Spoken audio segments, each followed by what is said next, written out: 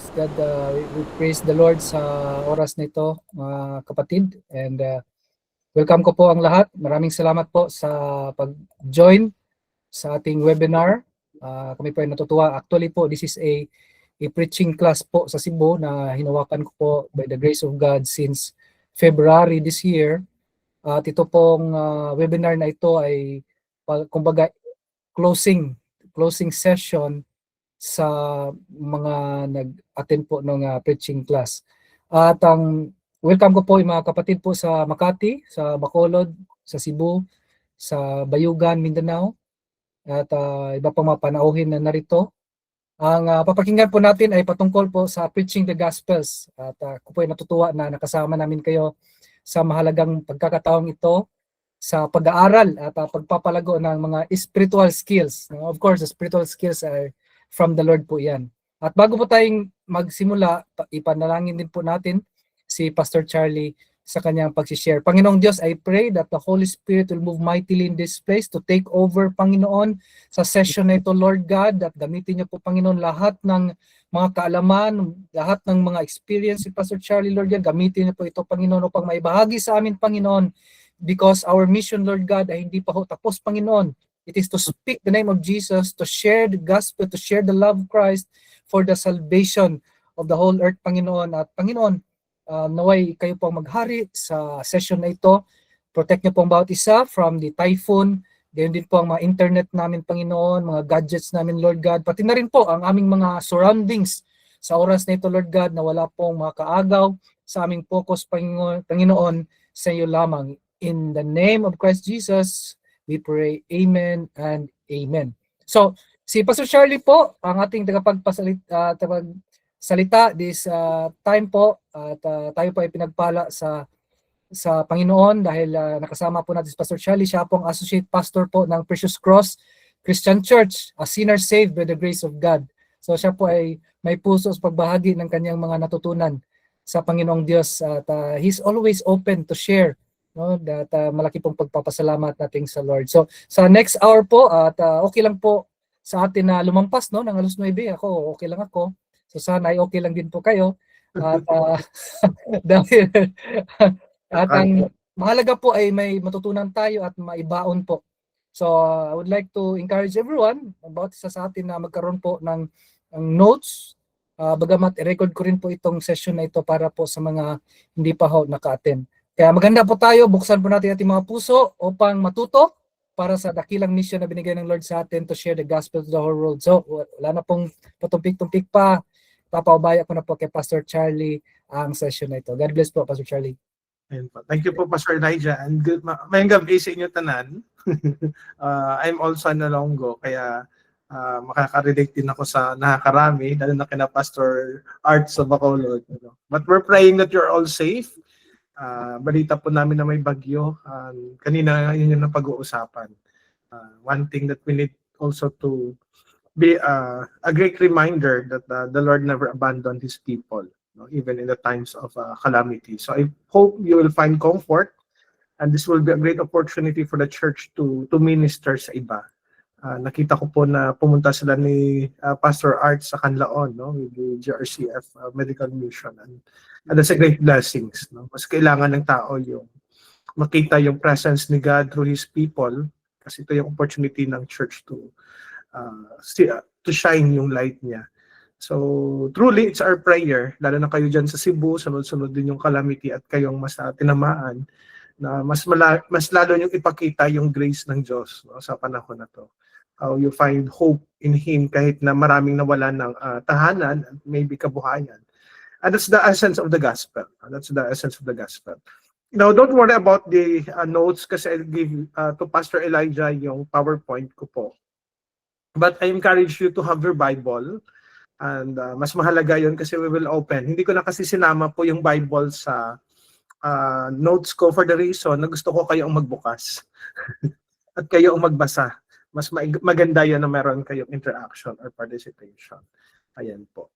So, siyempre, dahil ako po ay teacher, mahilig po ako magtanong, kaya medyo bantayan niyo po muna itong mga bagay na to. Ayan. So, Pwede magtaas ng kamay ha pagka ano. So what does the word gospel mean? Ayan. Alam ko familiar na kayo niyan. Pero ano yung pag narinig niyo yung gospel, ano yung pakahulugan talaga ng gospel? Ano ang ibig sabihin ng gospel? Tuwing naririnig niyo po ito. Yan. Kasi sabi ni Pastor Elijah, ending na daw to ng preaching niya. So review lang to. Kasi mahalaga to na magkaroon ng linaw at magkaisa tayo. No? Ano talagang ibig sabihin ng ebanghelyo tuwing ito ay ating binabahagi o ito ay tuwing ating nababasa. Ayan po. Isulat niyo po ang sagot niyo at sa makakuha ng magagandang mga sagot ay may libre na libro kay Pastor Elijah. Ayan po. Para na-pressure bigla si Pastor Elijah. Okay lang po. Graded ha. Sumagot kayo. Sasabi ko dyan. Ayun. So thank you, Sarah, no? Ate Sarah. Ayan. Maganda po isulat niyo muna kasi 4 na question to eh. Kuya Veg, balikan ko po kayo. Thank you for that. So pangalawang sagot, what are the common misconceptions? Pwede pong Tagalog, Bisaya, or Ilonggo. Andyan naman si Pastor Elijah to translate in case no, sa Bisaya na language. Ano po yung common misconception? Ano yung maling pagkaintindi ng mga tao pagdating sa gospel? Na kailangan na nating ma-correct as early as this time.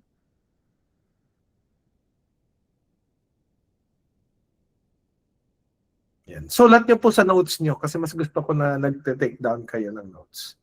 Pangatlo, ang gospel po ba ay para lang sa mga Christians or sa non-Christians?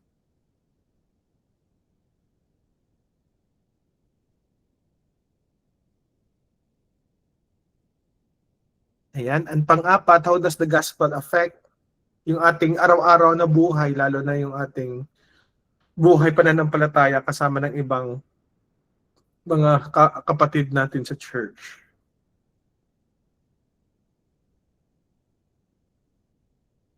Ayan po.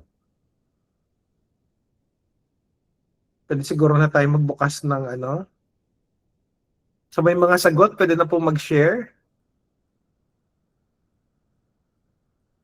So sa unang tanong, what is the gospel? Sabi ni Ate Sarah, the gospel is about the good news. Kuya Bench, nagre-raise po kayo kanina ng hand. Ano po yung gusto niyo i-share?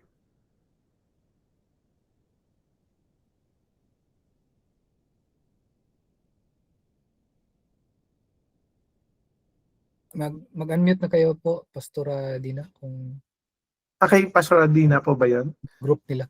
Okay, good. Sige po. Ayun, good evening po.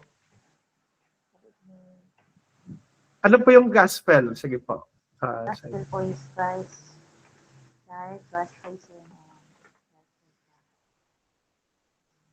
Sige po. Hindi ko po masyadong narinig. Yung pong chinat po nila, Pastor. Christ died, Christ risen. Christ died, Christ risen. Okay, sige, thank you. May nag-raise pa ng hand. Sige po. Pastora. Good evening po. Ayan. Good evening, Mr. May. Sa pagkakaintindi ko po yung gospel sa general po na point of view, magandang balita talaga. Pero in a Christian point of view po, alam natin na yung magandang balita is all about yung love ni God na at yung pagdating ni Jesus, yung kanyang kamatayan at crucifixion at kamatayan at ang kanyang pagkabuhay muli. Thank you po. Thank you po na-expand niyo yung answer niyo. Yung balita po ng salvation offer ng Diyos through Christ. Tama na yung pag-ibig ng Diyos na pinakita sa buong mundo. Bakit kailangan kong tanungin yung bagay na yon? Kasi akala ng karamihan, ang gospel ay madali talaga siyang i-define. Kasi pag narinig natin yung gospel, tinatranslate lang natin yung kanyang original word, which is evangelio, no, to mean as good news. Pero what's really the good news? And that's an important thing na ma-define, lalo na sa atin as Christians, para tuwing tayo nagpipreach, tuwing tayo nag-share, nag-evangelize, or we're doing mission, malinaw sa atin, bakit natin ginagawa ang ministry. why Pastor Elijah is teaching sa part na to, which I'm really blessed kasi nagkaroon nga kayo ng mini Bible school. Malaking bagay po yun, no? Na naka-base siya sa church. Na ang purpose niya ay hindi lang academic, pero ang purpose niya or layunin niya ay para talaga makaabot tayo ng mas marami pang mga kapatiran or mga tao na hindi pa nakakilala kay Jesus Christ. Now, mahalagang bagay yan kasi kalimitan, naririnig natin na minsan ang gospel lang ay patungkol lang sa pag-ibig ng Diyos. Doon ang nagtatapos ang lahat. Kaya nga natuwa ako nung shinare niyo Ate Esther, no, na in-expand niyo pa na hindi lang siya doon sa pag-abot ng Diyos dahil sa pag-ibig niya, but patungkol mismo sa buhay ni Christ. Now, when we hear the gospel, teka pala yung nawala ang PowerPoint ko.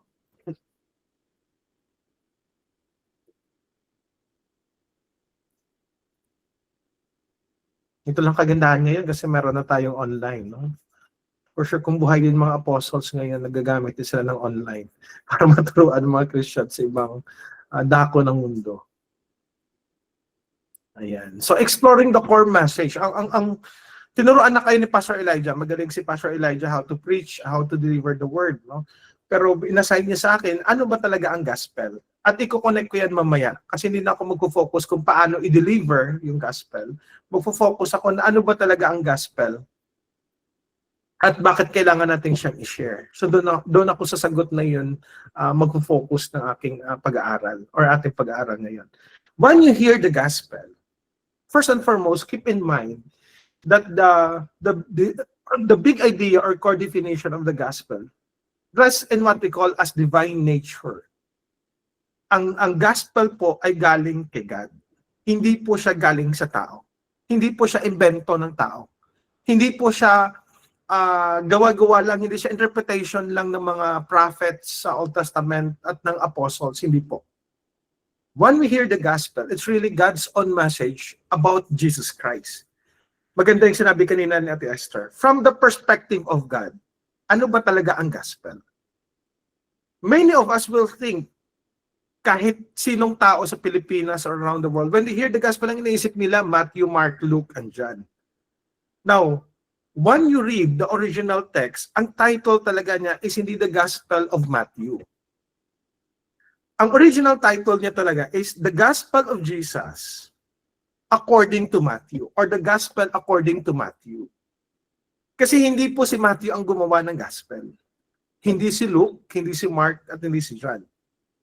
Rather, they try to share the gospel based sa kanilang kanya-kanyang audience, sa kanya-kanyang mga tinatawag na situation sa buhay, kalagayan sa buhay, sa kanya-kanyang nais nilang ipaabot.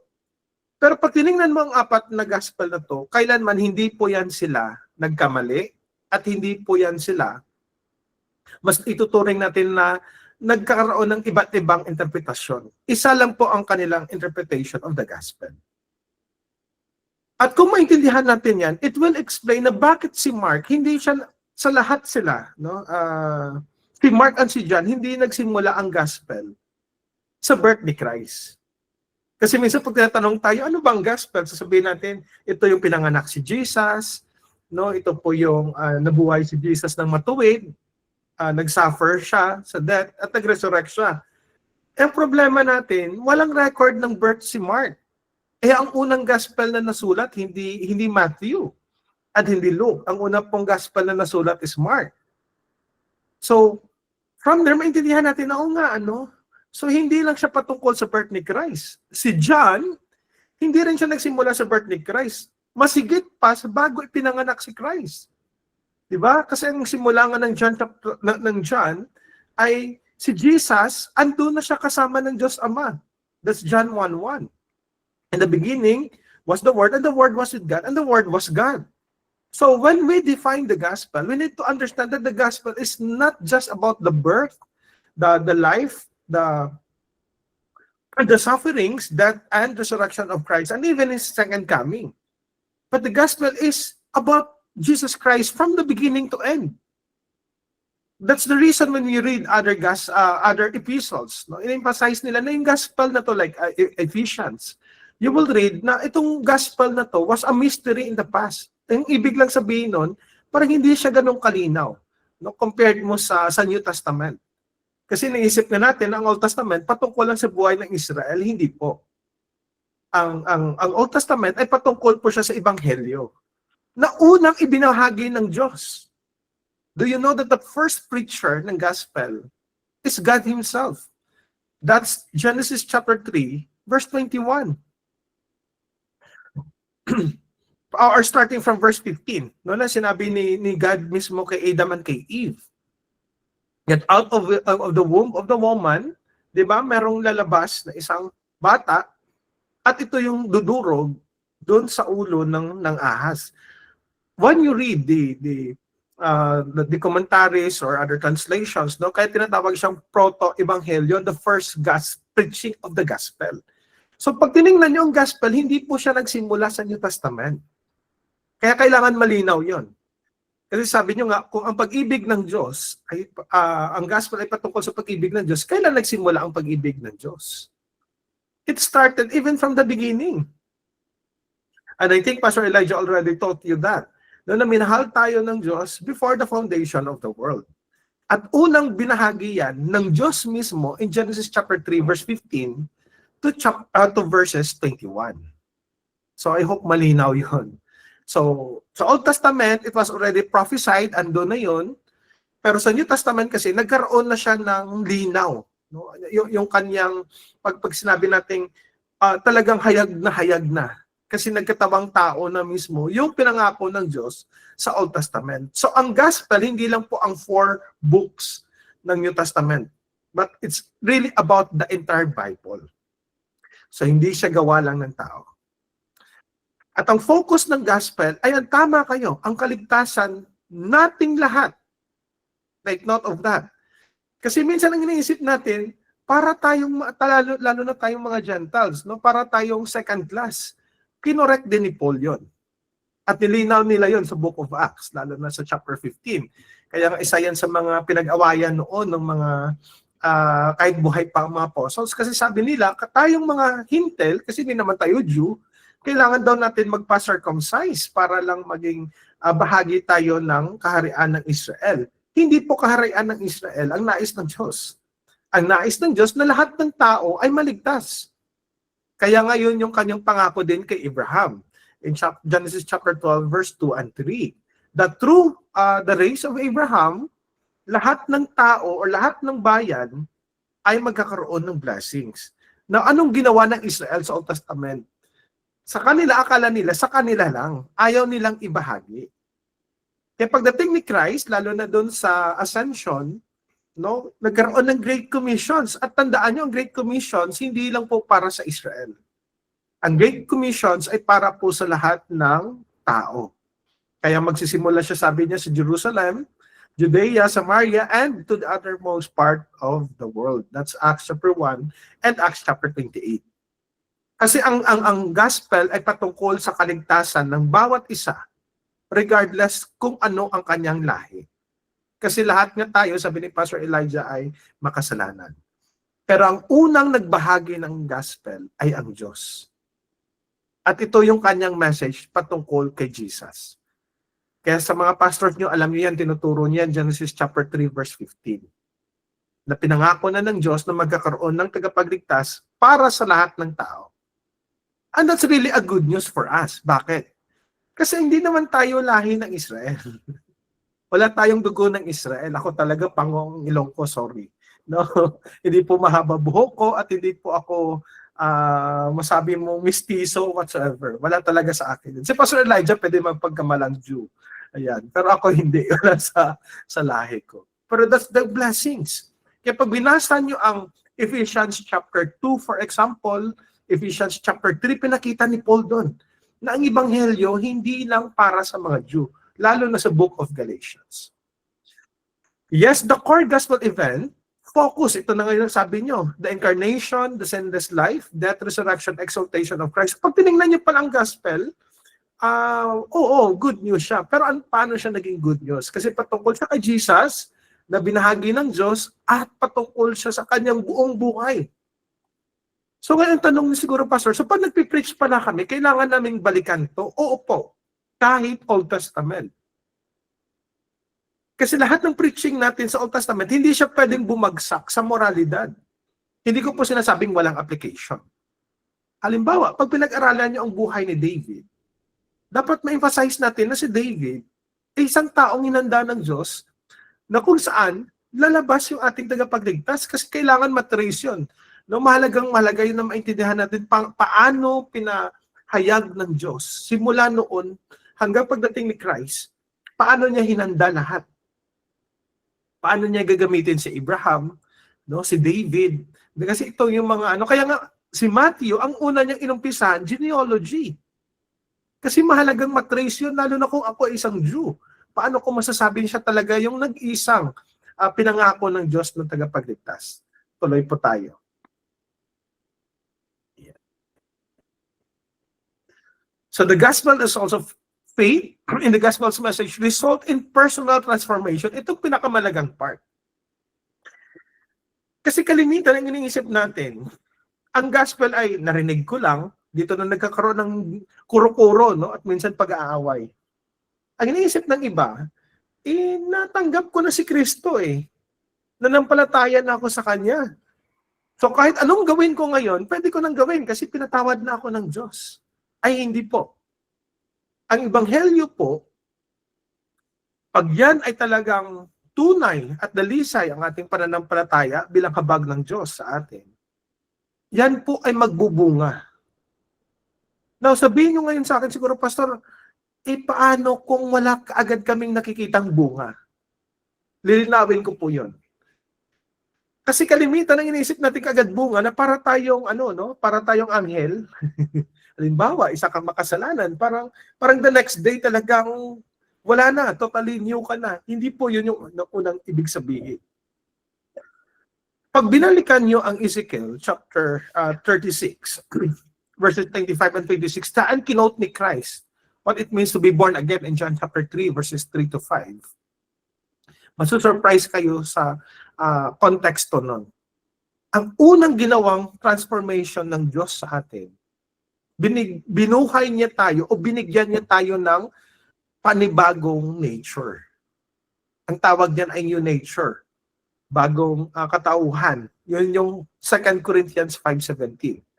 If any man be in Christ, he is a new creature. Now, ang next nyo na tanong, Pastor, paano ko malaman na meron akong new nature? Akala ng iba, sasabihin nila kagad, hindi na siya naninigarilyo, hindi na siya umiinom. Hindi, higit lang doon. The first manifestation of the gospel in our life, ang tanong natin sa self natin, anong nangyari sa desire mo? Noong unang hindi tayo Christian, hindi natin desire ang Bible Hindi natin desire mag-pray. Hindi natin desire ang worship. Hindi natin desire ang fellowship. Pero, ang unang inward transformation yan ay pagbabago ng ating isip at ng ating puso. Mag-iiba na siya ngayon. Kasi pagpasok ng Holy Spirit sa atin, ang unang manifestation yan, maintindihan natin yung salita ng Diyos. Hindi po ba testimony niyo yan for sure?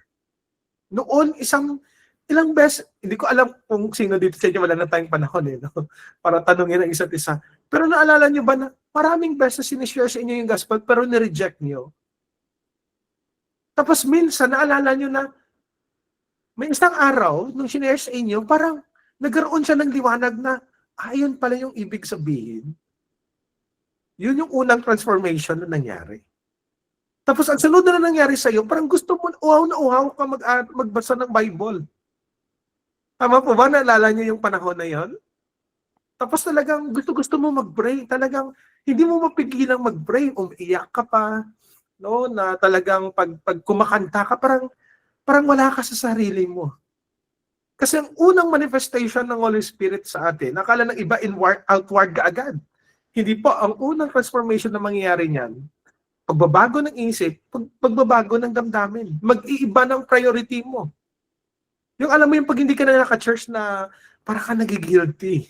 Parang hindi ka mapakali, parang may kulang. Kasi nga, may new nature na sa'yo. So yung gospel, hindi lang siya hanggang pandinig, hindi lang siya hanggang naintindihan ko siya, meron siyang pagbabago.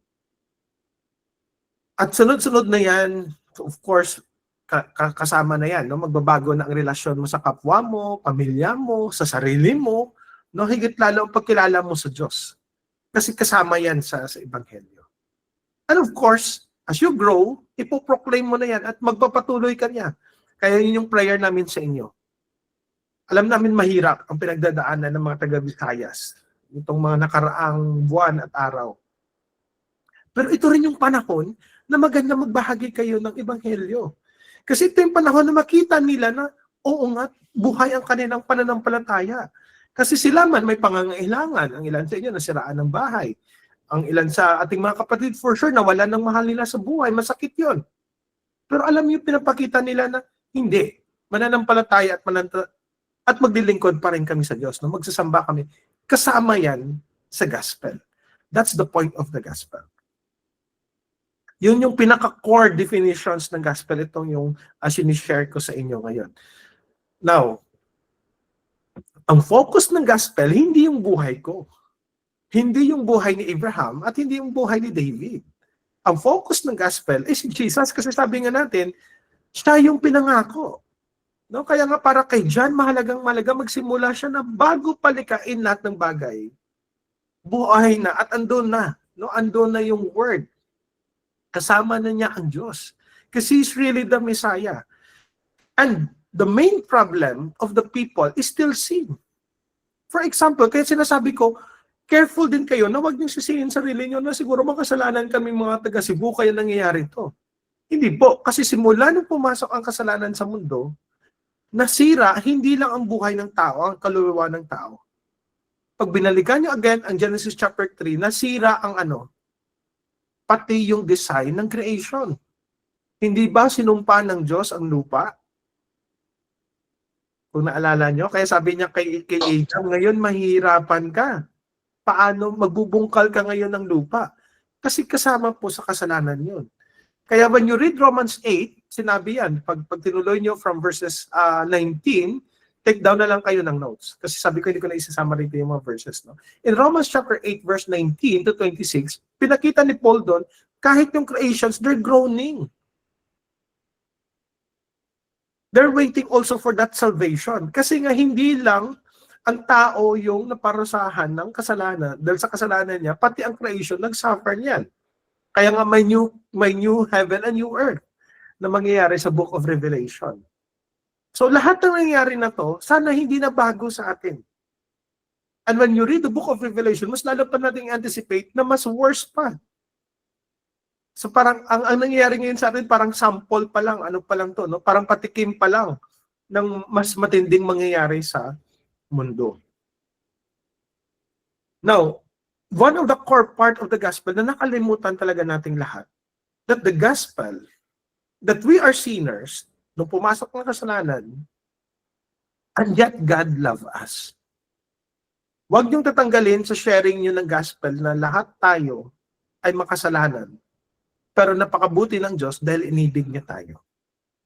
Kasi pag nagsimula kaagad tayo sa idea na ang tao, sasabihin niya lang na mahal siya ng Diyos, pero hindi niya naintindihan na makasalanan siya, anong mangyayari nun?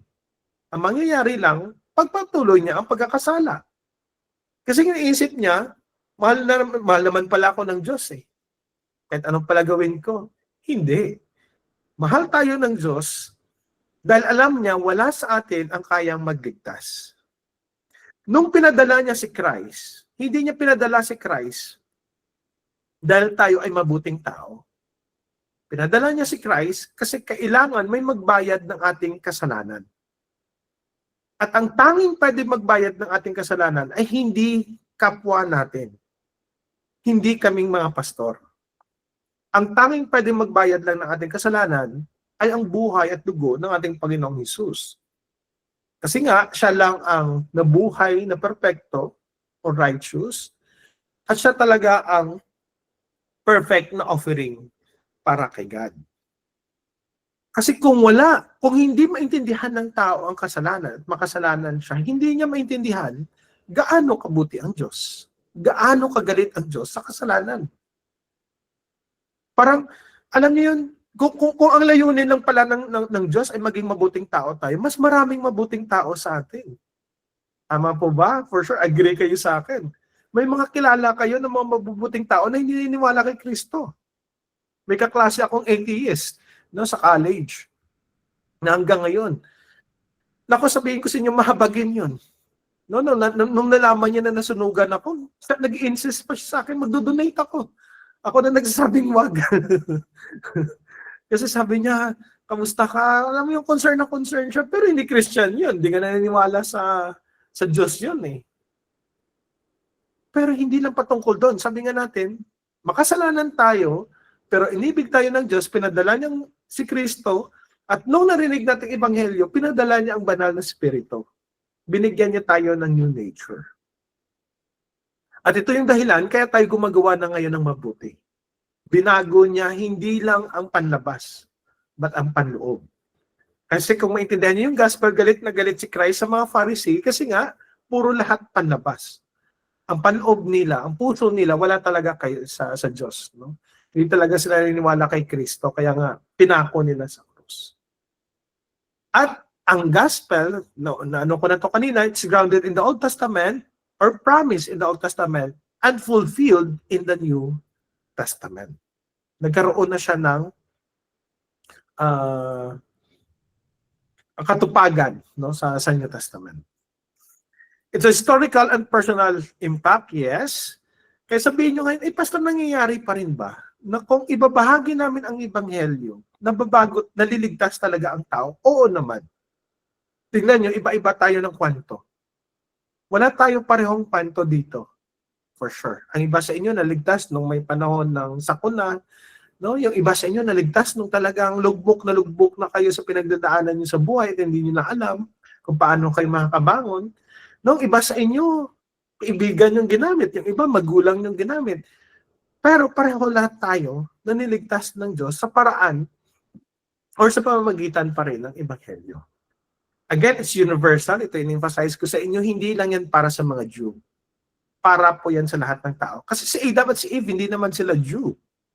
They are human being. No? Kahit si Noah, hindi pa naman sila Jew. Nagsimula lang naman ang mga Jew sa time pa ni Abraham. Kasi pero ang plano ng Diyos, para nga sa lahat. Kaya kapag binasa nyo ang Revelation chapter 6, ang ganda nun. Kasi in Revelation 6, sinabi niya, lahat ng tao, sa buong mundo, iba-ibang wika, iba-ibang lahi nila, sabay-sabay silang nagsasamba sa Panginoon. So pagdating natin sa langit, hindi po puro Diyo ang makita natin. Balay nyo, baka mas marami palang mga Bisaya, no? Ang ganoon sa langit, or mga taga-Bacolod, or mga taga-Mindanao. Possibly yun. Diba? Kasi maraming mga Christian sa Visayas, kaya wag yung isipin po na baka nga kakonti pa ang mga Christian sa Bicol, sa totoo lang. And even sa Ilocos or sa Northern Luzon. Natuturo ko to sa aming klase, lalo na sa history. Pag pumunta kayo ng Baguio, pag lumampas kayo ng Baguio sa Mountain Province, no, itong mga Northern Luzon natin na mga kapatid, masusurprise kayo kung konti mga churches doon. Check nyo. Hanggang ngayon, kukonti, promise yan. No, mas maraming churches sa Cebu. Kasi nakapunta na po ako ng Cebu. Alam ko, kabilang street lang, isang church naman doon, may Christian church. Ayan po. Kasi lagi po ako bumibisita before sa Cebu. Sa Bacolod, maraming churches. No? Iloilo. And the same lalo na sa Mindanao. Maraming Christian churches po doon. So, minsan nakala lang natin, pinabayaan tayo ng Diyos na hindi po totoo yun. Nais ng Diyos na maligtas lahat ng tao. Mga pagsubok lang yan na kailangan nating pagdaanan. So, the gospel is supposed to be shared openly, lalo na sa preaching and teaching. Kung nakikinig kayo sa lakbay, every Wednesday ko na tinuturo, in-emphasize ko lagi doon that the application will always brings back to God. For your information po, ako po ay nagtuturo ng ethics sa college. At ang ethics po ay philosophy. At sa subject na yan, tinuturuan ko mga bata paano maging mabuting tao. Mabuting tao in terms of their intention o motibo. Mabuting tao in terms of their actions, in terms of their decision making. Pero, hindi po yun emphasis ng gospel. Kaya nga magkaiba ang mundo, no? Kasi gusto lang nila maging mabuting tao kahit walang Diyos. At ang sabi pa nga ng karnimitan ng mga philosopher, no, nasasabihin nila, pwedeng maging mabuting tao kahit hindi ka nanampalataya sa Diyos. In our Christian faith, baliktad. Hindi pwedeng magiging mabuting tao kung wala si Kristo sa buhay niya. Kasi yun yung foundation, yun yung gospel foundation natin. Kaya nga lagi nating binabalik sa Diyos. Pati yung ating application. Hindi dapat nahiwalay doon. Hindi lang natin pwedeng sabihin, gusto ng Diyos maging mabuting tao tayo. Hindi. Gusto ng Diyos maging katulad o maging kawangis natin si Kristo. At kung maging kawangis natin si Kristo, kasama na doon yung pagiging mabuting tao. I hope nakikita nyo ngayon ang pagkakaiba. So when we preach the gospel, wala na tayong ibang paraan. No, Pastor Elijah are doing that for sure. No, yung mga pastors dito, Pastor Art and pastor dito sa Makati, ginagawa niya yon. Kasi that's very central. I shared this last night in our Bible studies at church. Dahil nagtuturo ako sa isang university dito sa Manila. May isa kaming co-teacher, newly hired lang siya, na-hired lang siya noong September. Dati sumasama siya doon sa mga kabataan na group. Kami kasi may group na kami sa school ng mga faculty na kasama namin mga Christians din, no? Sabi namin, bakit ka sumasama sa amin? Andun ka na sa mga bata kasi younger pa siya eh. Nasa 30 plus pa lang siya. Sabi niya kasi pagkasama namin kayo, bago kayo kumain, nagpipray kayo. Ang pinag-uusapan niyo si God, no? Hindi ibang tao. Hindi yung mga hinanakit nila sa trabaho. So, from that answer, parang sabi ko, Lord, ang buti mo, no? Kasi itong mga bagay na to, dapat makita nga sa aming mga Christians, hindi siya private. Tingnan niyo yung definition ko sa slide. The gospel is shared openly through preaching and heralding, not kept in private. Hindi tayo secret agent ni God. And I think that's the goal of your ministry. That's the goal of your Bible study, of your Bible school. Na ma-share yung gospel kahit kanino. Well, pamilya nyo man yan, no? Community nyo man yan, barangay nyo man yan, or kahit sa paaralan or sa trabaho, nasi-share nyo yung gospel. At mahalagang bagay yun. Kaya nga minsan ang biro ko sa wife ko, talagang hindi ka pwede magloko sa school kasi alam nila na pastor ako. Kasi hindi ko tinatago yun.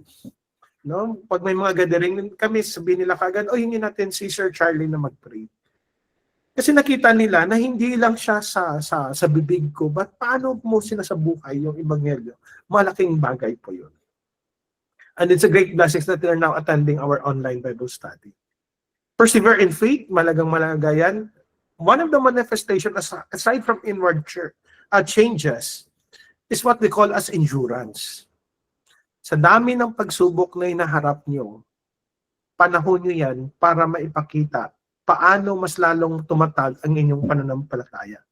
And I believe the Lord is with you.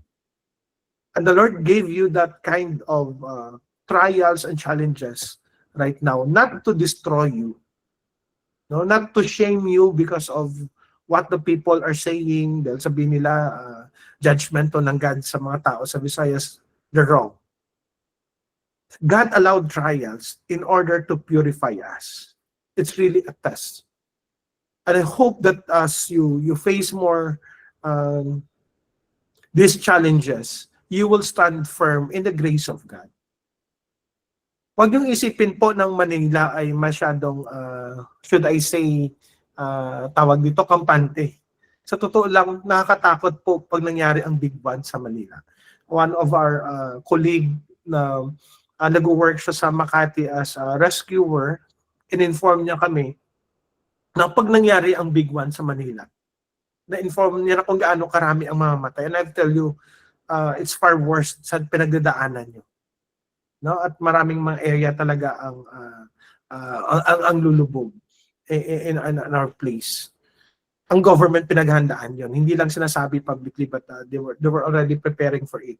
Kaya kahit pa paano, nagkaroon ako ng idea saan kami ng wife ko magkikita in case it will happen. So don't ever think that the Lord abandoned you and gave you all these things just to break you. What really happening to you is a time for you to shine the light of Christ in you, the gospel, that not only by words but by life. Na kahit ito na yung pinagdadaanan nyo, minsan hindi nyo na alam saan kayo kukuha ng pagkain at anong mangyayari sa family nyo.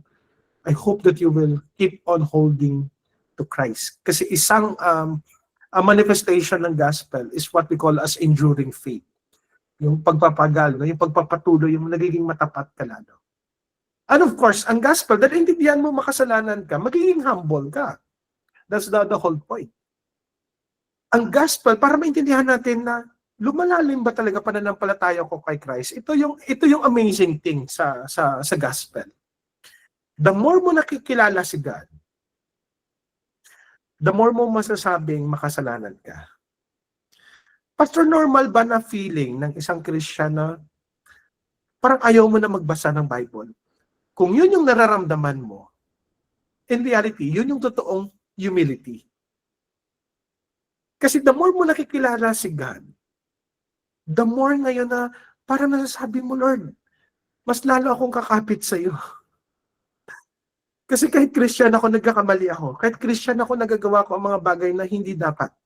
Kahit Christian ako, nakakapanakit ako ng kapwa ko. Kahit Christian ako, nagagawa ko mga bagay na so on and so forth. Hindi ko po sinasabing ipagpatuloy. At hindi ko po sinasabing hayaan. Ang sinasabi ko po, nakikita mo na ngayon kung gaano kaseryoso ang kasalanan. At yun yung totoong humility. Kaya nga nalala nyo sa Luke chapter 17, Luke chapter 18, di ba? Sinabi ni Christ, may dalawang nagpipray. Yung isang Pharisee, paano siya magpray? Ay, Lord, salamat at hindi ako katulad niya. Ako po ay nagtatites, ako po ginagawa ko to. Pero anong sinabi ng tax collector kay God? Di ba? Isa lang sinabi niya eh. Have mercy on a sinners like me. Habang ginagano niya yung dibdib niya at nakayuko siya. Ano sabi ni Christ? Sino ang na-justify? Hindi ba yung tax collector? Kasi when you say that you are humble or we are humble before God, hindi mo pwedeng sabihin, mabuti akong tao. Ang sasabihin mo talaga kay God, ako po ay taong makasalanan, pero salamat at kinahabagan mo ako. Kaya nga kahit si Paul, 1 Timothy chapter 1 verse 15 and 16. Nung sinulat ni Paul ang 1 Timothy, alam natin mamatay na siya, malapit na siyang mamatay, no? Kaya tawag doon prison ministry. Uling habili niya yung 2 Timothy.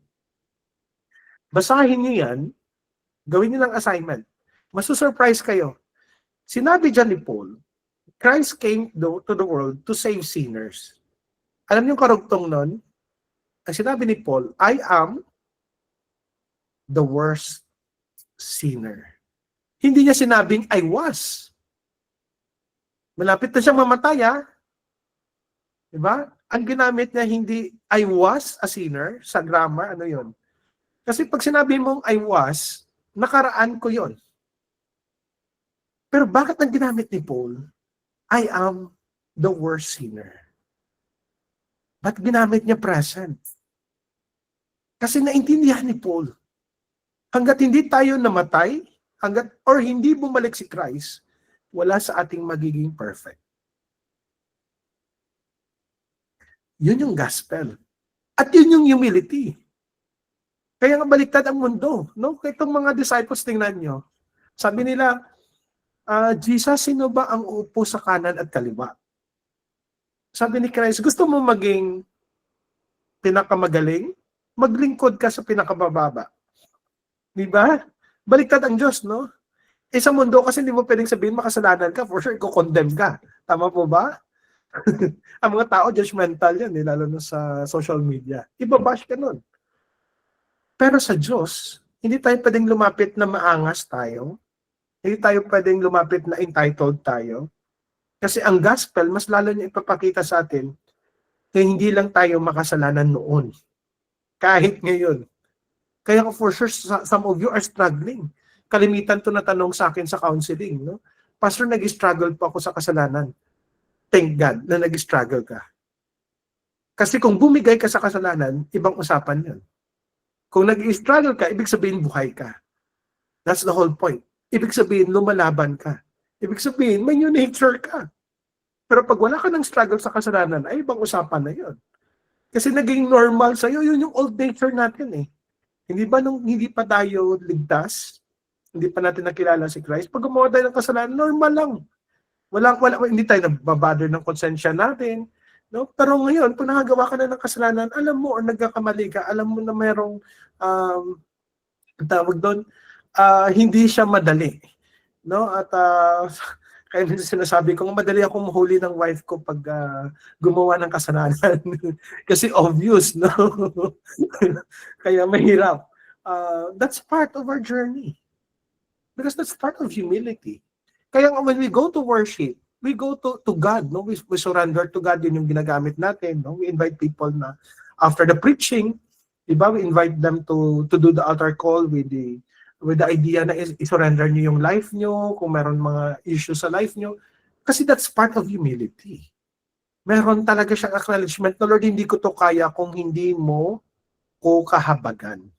That's the idea of grace. No, that's the idea of God's love. At ang kagandahan doon, God will always give us the grace para magawa yung bagay na yan. Teka nga, nalilibang ako baka ano. So ano po ba yung mga oras? Tingnan ko lang yung oras. Ayan, 4 minutes na lang pala ako, no? Bago mag-9. Ano yung mga should we say passage to be clear na kailangan nating tandaan? Galatians is a good book if you want to study about the gospel. Surprisingly, the book of Romans is a gospel. When you read book of Romans, it was divided into 2 parts. Common sa epistles to, no? Romans, Ephesians, Colossians, ganyan yung pattern niya. Yung tatlong book na to, they will always start with the doctrine and they will always end with the application. Pero before niyan, masusurprise kayo, they will discuss about the gospel. Example, Romans verses 1 to 8, ang focus niyan ay patungkol sa gospel, i-define niya yan. Galatians also made this idea na hindi mo pwedeng baguhin ang gospel. Particularly chapter 1. Isang sa pinakamabigat na binitawan ni Paul in Galatians 1, that anyone who will try to distort, to alter, or to change yung gospel, kahit angel pa siya, kahit pastor pa siya, kahit apostle pa siya, no, that person is condemned. No, ang ginamit dyan ni Paul is damn. No, talagang siya ay sumpain ng Diyos. Kasi the gospel is really about Jesus Christ. Hindi natin siya pwedeng i-kompromiso.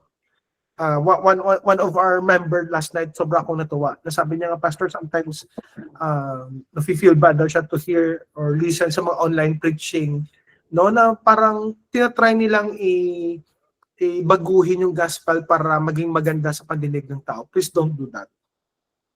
The gospel is really about we are sinners and God is holy, but in His holiness, He chose to forgive us through Christ.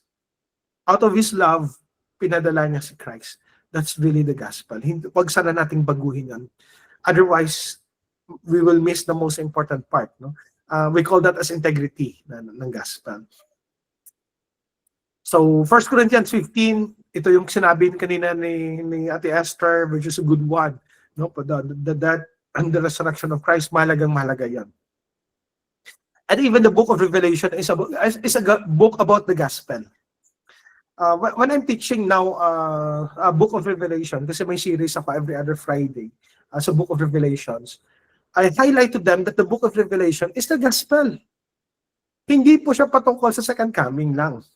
Okay? Of course, that's the main emphasis. Kasi pag ay naisip natin mga Christians, ay pag-aralan natin ang book of Revelation kasi patungkol siya kailan mangyayari, anong mangyayari. Hindi po ganun ang book of Revelation. Ang book of Revelation explained the latter part of the gospel. Ano yun? The second coming of Christ.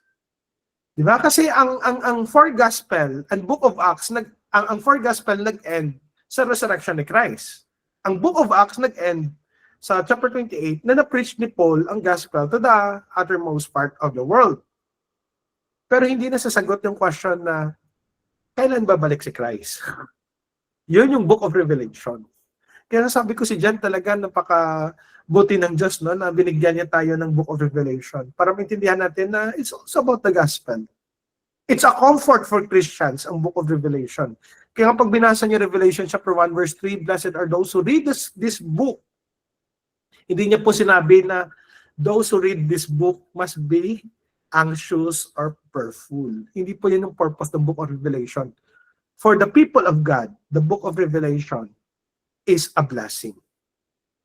Kasi makikita niyo doon how God will going to protect us or preserve us, lalo na pag binuhos niya yung kanyang judgment. That's the Book of Revelation. And the blessings na tayo po ay magkakaroon ng glorification. Ang end po ng ating salvation, hindi po transformation. Ang end po ng ating salvation is glorification. We will be like Christ. 1 John chapter 3 verse 2. Kaya nga ang Book of Revelation, sinasabi niya doon, pag dumating si Christ at kinuha niya tayo sa mundong ito, tayo po ay magsusuot ng white robe. Kasi hindi lang po transformation, it's glorification. Yun po yung point ng Book of Revelation, which is also part of the gospel. So these passages, the entire book of the Bible, the 66 books, pag tinignan nyo yan from the lens of the gospel, you'll be surprised. Makikita nyo kung gaano kabuti ang Diyos. Hindi lang sa Matthew until Book of Revelation, but from Genesis ay ganun na po yung kanyang message. Kaya nga sabi ng kanta, no, dakilang katapatan. So, it's more than just a personal testimony. Pastor, kung hindi pala gospel ang aming testimony, anong role ng ating Christian testimony? Ang role ng ating Christian testimony is just a preparation for the gospel preaching. Okay, like what I did to you earlier. Di ba, kinento ko sa inyo na may isa kaming colleague na kaya siya nag-join sa amin kasi nakikita niya na iba yung aming Christian values. Pero hindi doon nagtatapos.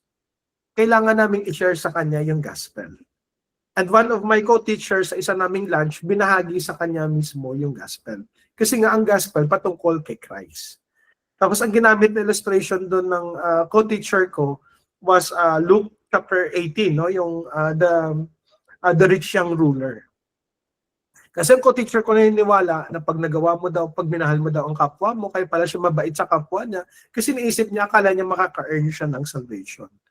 Pero in-explain namin sa kanya na hindi po kailanman makakaligtas yung good works.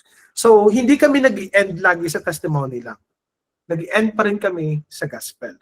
Pero maganda yon. Ang Rich Youth, ginagawa yan, no, isa sa mga ka-fellowship namin ni Pastor Elijah, before the preaching of the word, nagkakaroon sila ng testimony. So some of their members are testifying, pinagaling sila ng Diyos, no, ito yung ginawa sa kanila ng Diyos, pero nag-end pa rin sila lagi sa preaching of the gospel. Yun po yung encouragement ko. Kasi baka sabihin nyo, ay, wag na tayong mag-testimony. Hindi, mag-testimony kayo.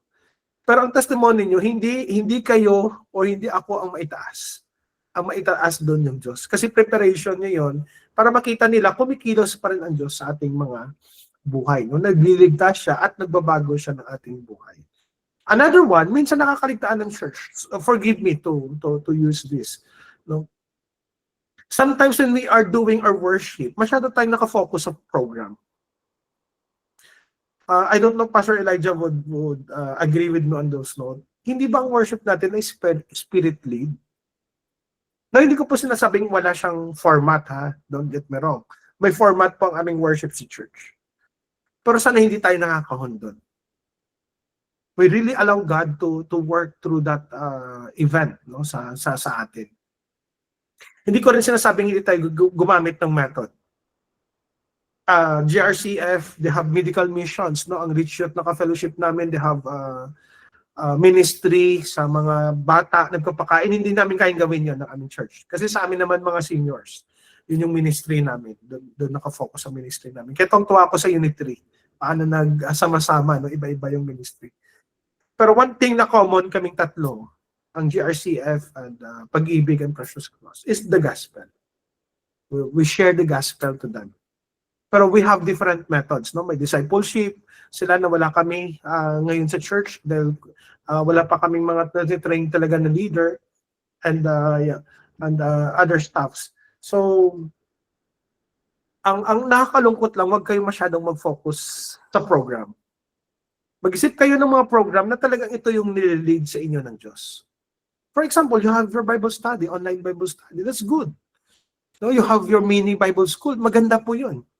Na tinuturo ni Pastor Elijah sa inyo in a level na magagamit nyo talaga sa ministry. Pero hindi lahat ng church meron nun. So I don't think na focus lang ni Pastor Elijah ay mag-grow lang ang church. But the focus ni Pastor Elijah when we talk about your ministry is really to glorify God. It's really to proclaim the gospel to people.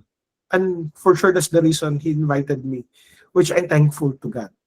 No, kasi nagkaroon ako ng ganitong opportunity to share with you.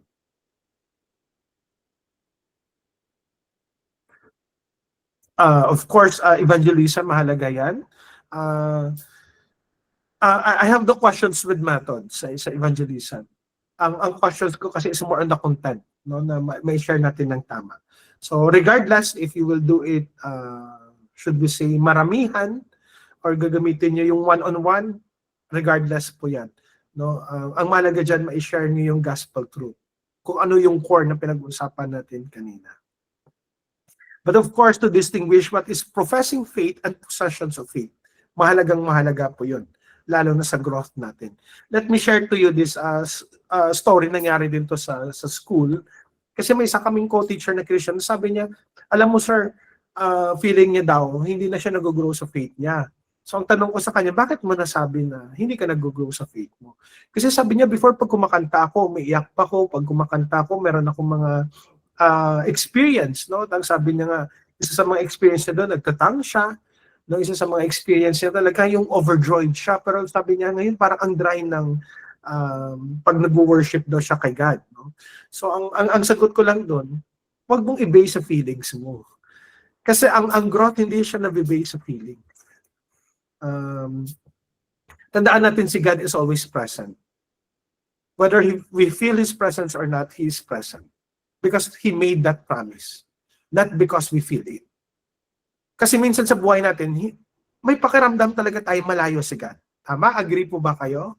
No? And I think yan yung ngayon nararanasan nyo. Na feeling nyo, Lord, ang layo mo sa amin. Sunod-sunod, parang alam mo yung every week may paghamon na dumadaan sa inyo. Paano mo masasabing nararamdaman nyo si God doon? Pero wag nyo isipin kasi napakiramdam siya. Malilihis ka doon. Kaya ang akala ng iba, dahil hindi mo nararamdaman si God, pupunuin mo ngayon ng music. Okay? Now, don't get me wrong. Hindi ko sinasabing hindi mahalaga ang music. Kaya nga pag nagde-drive ako, ayoko nakinig ng Christian song kasi sabi ko sa wife ko, naiyak ako, baka mamaya mabangga ko yung sasakyan, mag-create pa ako ng accident. But fill your heart with the word of God, with the promises of God, particularly the gospel. And that's very essential. Kasi ang assurance natin, hindi po sa ating word, hindi sa ating pakiramdam o naiisip. Higit lalo hindi sa ating karanasan. Our salvation is resting in the gospel truth that Jesus loves me. This I know for sure, as the Bible says it. So, rest on the truth kasi mahalaga po yun. No, regardless of what you are experiencing and feeling. Kasi common misconceptions yan na pag hindi ko naranasan, pag hindi ko ito nararamdaman, no, malayo ang Diyos sa akin, hindi po. God is always with us. Yun nga, di ba, ang isang meaning ni Christ, no? Emmanuel, the essence of Christmas.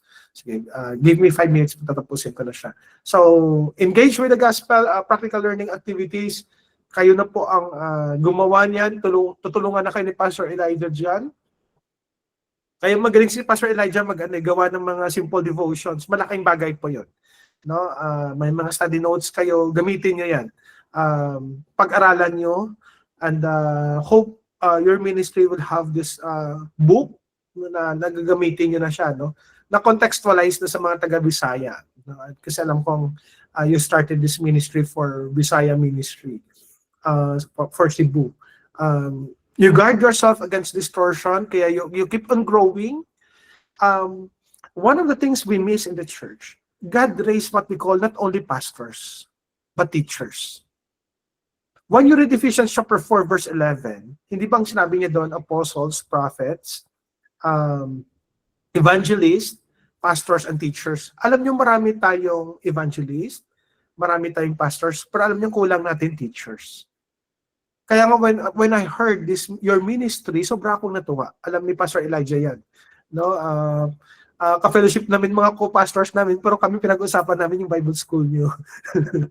Kasi isa sa mga kulang ngayon na should we say position sa church is what we call as teachers. Kaya be thankful that Pastor Elijah is here, no? Pastor Art is there para i-minister kayo, i-guide kayo, turuan kayo, learn as much as you can from these people. They are a blessings. Kasi they were not doing that only to pass on the right gospel, but to protect your church from what we call as distortion. Marami na pong mga kung ano-anong pinaggagawa ang mga ibang mga churches na minsan nadadamay tayo. Kasi nga hindi siya align na sa Word of God. No? Or should we say interpretation. So as conclusion, make the gospel as central to you. Ako yun yung challenge ko sa inyo. I'm not doing this because I'm proud, but because I'm thankful to God. Binago niya rin ako. No? Hindi ko yun nakikita before. In your preaching, in your teaching, make Christ the central truth. No? Make the gospel the central truth. Sasagutin ko na yung tanong, ang gospel ba ay para lang sa mga unbeliever? Hindi po. Masusurprise kayo ang gospel para rin sa mga Christians. Natandaan niyo yun. No, it's not only for unbelievers. It's for Christians. Nung sinulat ni Matthew, ni Mark, ni Luke, ni John, yung gospel, yung life and death and resurrection of Christ, para yun sa mga churches. Hindi po yun para sa mga non-Christians.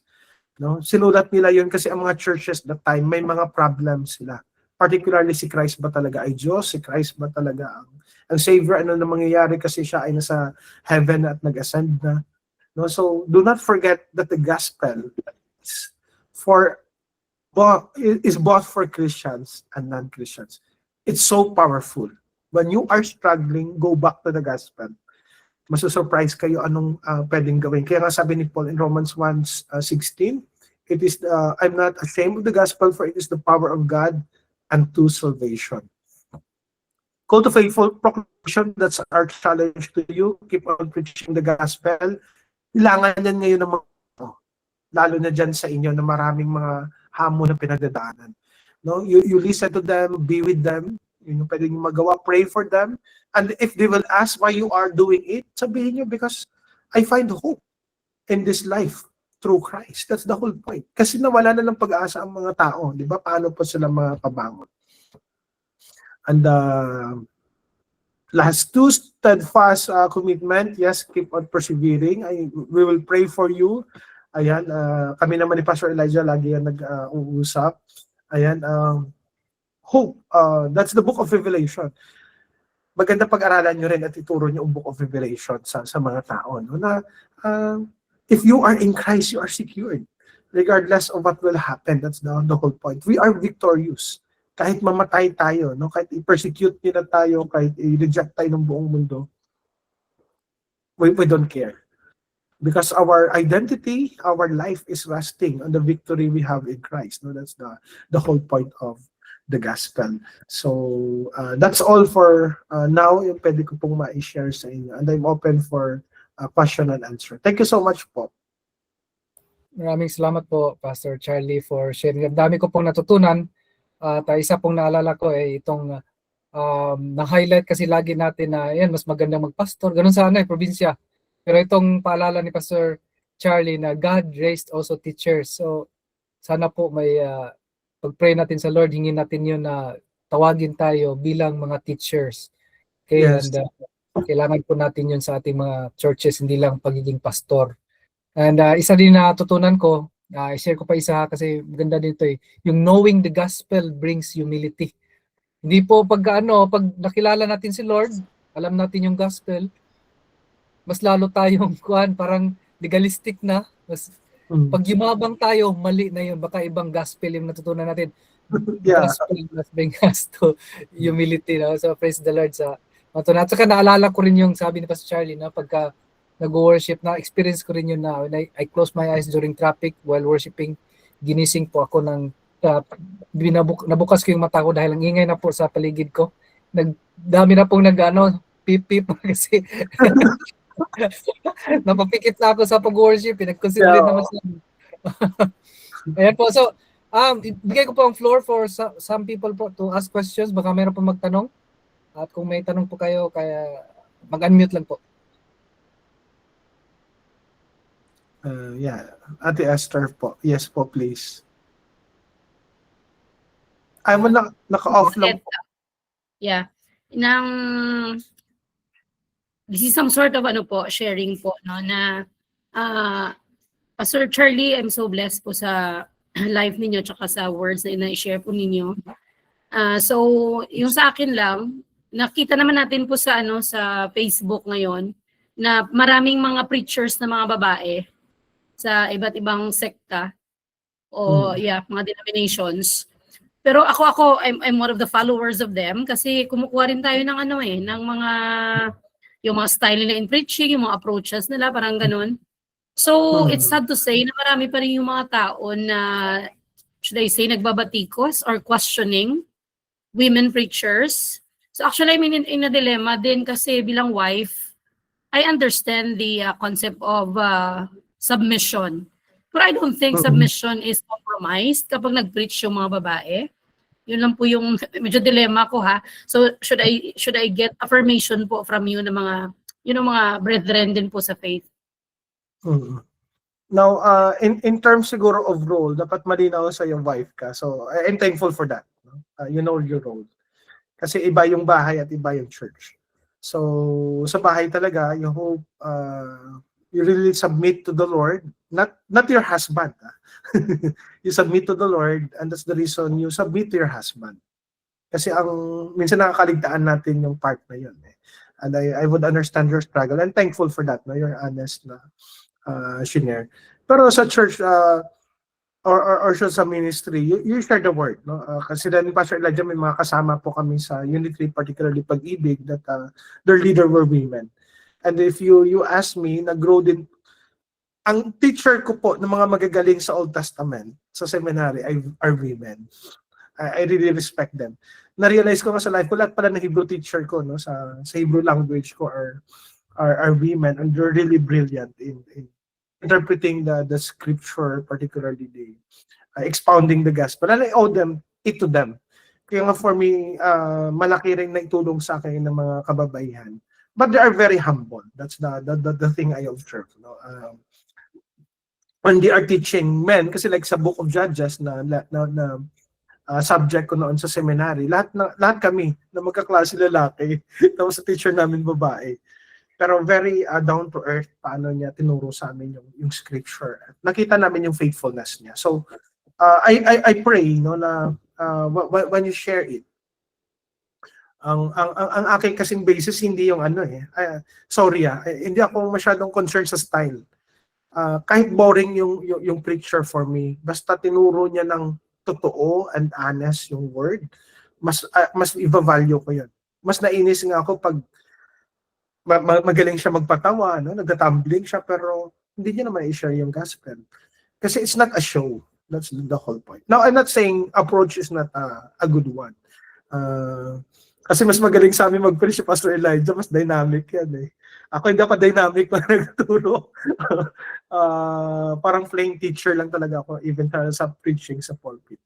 So, I don't care about the approach, pero ang concern ko talaga, ano yung content niya? And bilang a wife, malinaw lang sa'yo na pagdating sa bahay, you're the wife. You're not the leader of the home.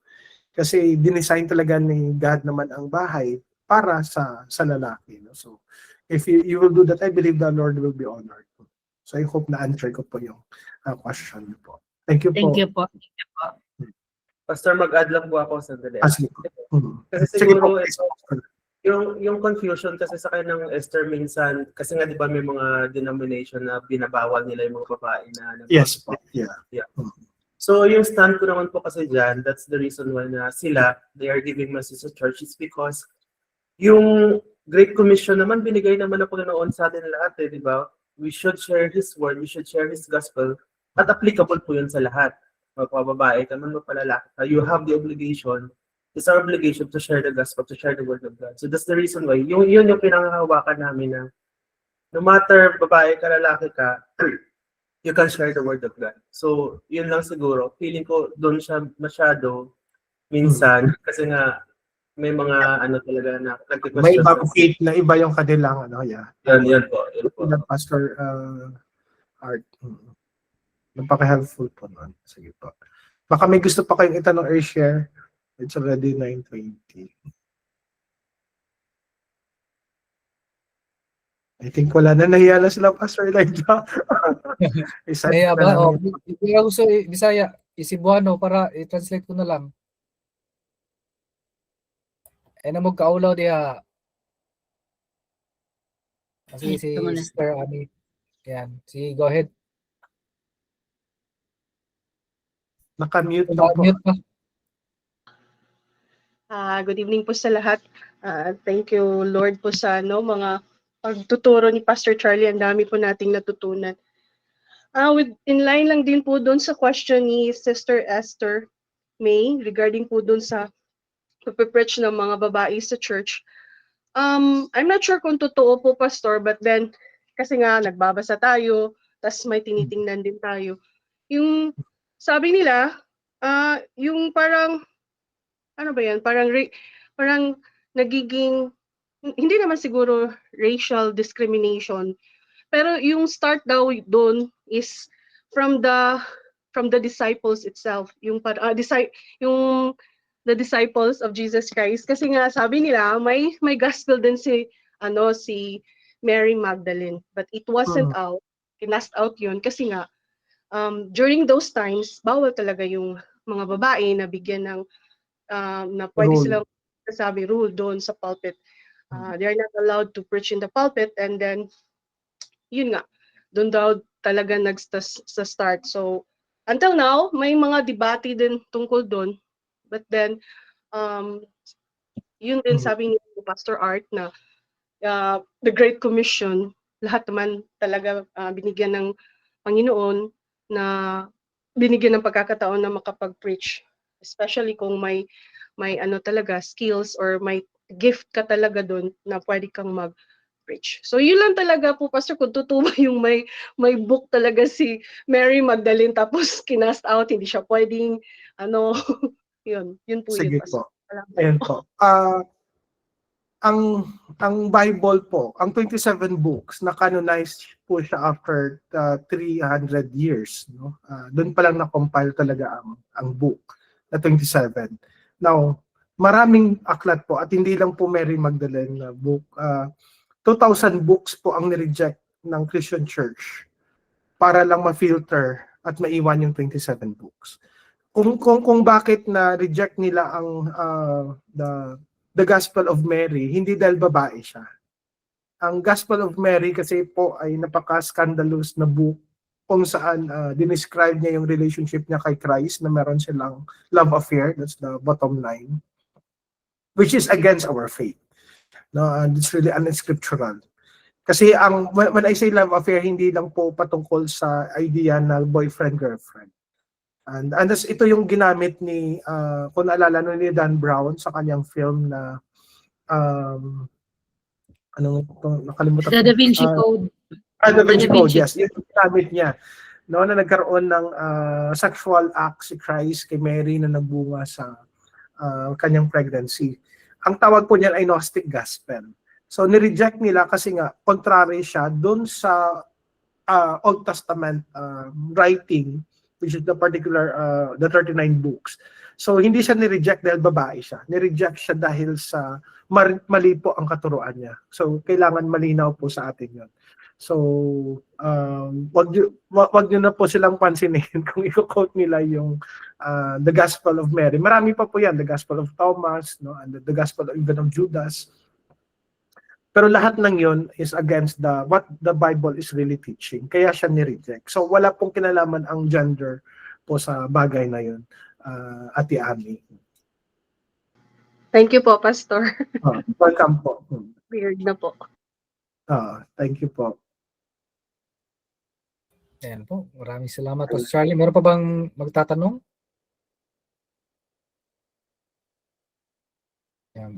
issue ba yung pastora na role?